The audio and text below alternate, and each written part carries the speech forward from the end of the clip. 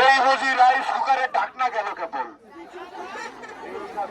দেখা যাক এবার দ্বিতীয় হারে যাচ্ছে ডবল চেম্বার।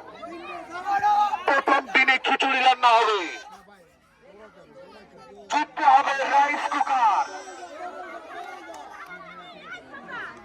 সুন্দর করে মাথা ঠান্ডা করে